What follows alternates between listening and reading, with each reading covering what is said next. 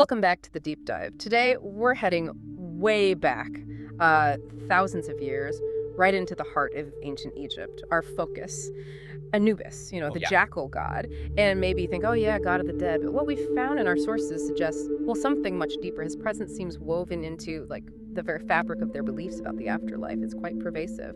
So this deep dive, it's really about unlocking these secrets, these silent tombs, as we're calling them. We've got research, articles, notes, basically keys to understand how almost every artifact found there tells a story about Anubis. It gives you this direct window into his role and honestly into the whole sophisticated belief system of ancient Egypt.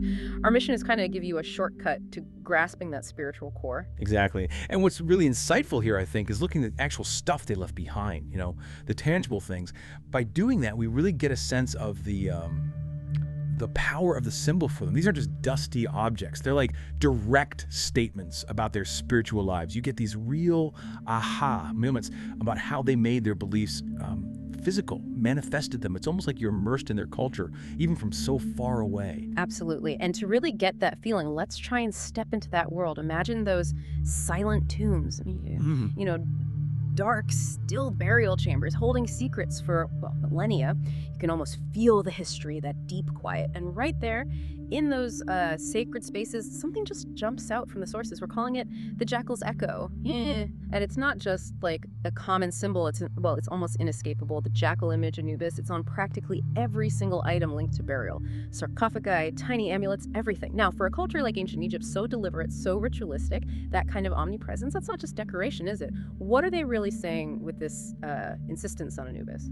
about their hopes, their fears for what comes next? Right. And that's what's so fascinating. It's not just decorative. It's not just, oh, we like this god. It really points to a very deliberate, all-encompassing belief system. The sources are clear. They are there for a reason. And that reason. It's tied directly to Anubis's main job, his function within their whole view of life, death, the afterlife journey.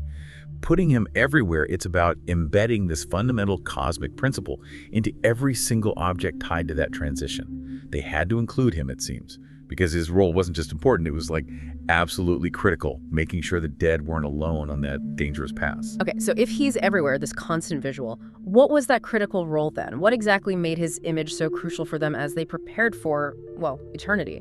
Well, the sources point very clearly to him guarding the passage. See, the Egyptians didn't view the afterlife as just arriving somewhere. It was a journey, a dynamic, complex, and often pretty dangerous journey through the duat, their underworld, and this place. It was full of potential problems, chaotic forces, scary demons, and crucially, divine judgments the soul had to pass. Right, not exactly a straightforward trip. Not at all. And Anubis, with that jackal form, he wasn't just a guide. He was the main protector for that passage. Remember, he was also god of mummification, the opener of the ways. He knew the path. He knew the process. Plus, he was seen as this vigilant guardian, so he understood that whole transition better than maybe any other god. Okay, so that deep need for guidance, for protection, that explains why his image is everywhere. Exactly. It shows up in countless artistic representations. Big tomb paintings, carvings on sarcophagi, tiny protective amulets, even things like the ceremonial objects, canopic jars holding the organs, often carved with jackals or even shaped like him. Wow. And these weren't just art for art's sake. They were part of a sort of protective magical system. Every single picture or carving of Anubis was like a call for him to watch over things, a shield against dangers, a constant reminder he was there. It really underlines his importance for ensuring the soul actually made it through to rebirth. That really changes how you look at those artifacts, doesn't it? They're not just things the person owned, they're active tools for a spiritual journey. Each one has this sacred job. So, anyway, going beyond just the function, how do all these jackal images, so deliberately placed everywhere, give us that glimpse into the beliefs of ancient Egypt? How do they really stand as a testament to the afterlife itself? What kind of picture does it paint? Well, it raises that big question, How do societies embed their deepest beliefs into the things they make for sacred reasons? For the Egyptians, Anubis's image everywhere meant these artifacts actually preserve the memory, not just of the god, but of the whole complicated system around death and rebirth. It's like a visual language. Yeah. They ensure this deep cultural immersion. Think about it. From preparing the body, wrapping the mummy, placing offerings, the tomb walls. It's always there. Always. So the dead person, sure, but also the living family, the priests doing the rituals. They were constantly reminded of the journey, the transition, and the guardian watching over it all. That makes sense. It reinforces everything constantly. Right. It takes these abstract ideas, judgment, protection, resurrection, and makes them concrete, makes them feel ever present. You basically couldn't deal with a funerary object without bumping into the core beliefs embodied by Anubis. Our sources mention how in every artifact is an example of the jackal's journey, meaning each object is like a piece of that bigger story of death and rebirth, with Anubis right in the middle. It just cements the whole belief system, makes it tangible, unavoidable for everyone involved. So this constant imagery, it sort of elevates Anubis beyond just being a symbol. It makes him feel present, palpable almost. The sources even hint at that. They say, feel the jackal, his power. Like the Egyptians weren't just thinking about him, they were trying to connect, maybe emotionally or spiritually, believing his energy was actually in these objects. What does that idea, that eternal influence, tell us about how they saw divine power, their relationship with the gods? Precisely. And that brings us right to this concept of eternal influence. Seeing Anubis in these items, it gives you a direct, quite profound understanding of who he is, or who he was to the Egyptians. The sources stated pretty bluntly, he is everything. He is eternal. Now that sounds like hyperbole maybe? A little, yeah.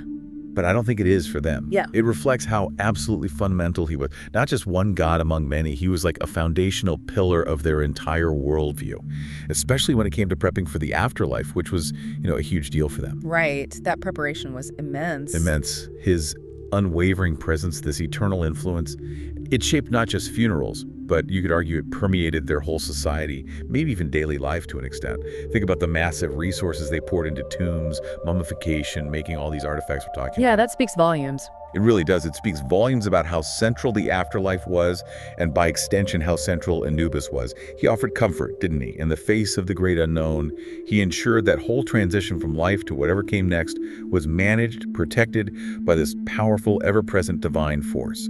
So it tells us some figures weren't just gods, they were cornerstones of their whole cosmology, and that unwavering faith that comes right down through time in these objects that lasted.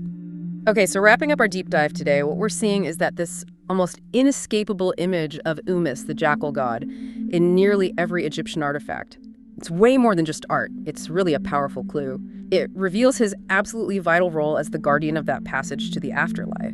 This pervasive symbolism, it's like a tangible testament to their deepest beliefs about death, about rebirth, and it really shows his eternal influence on their world.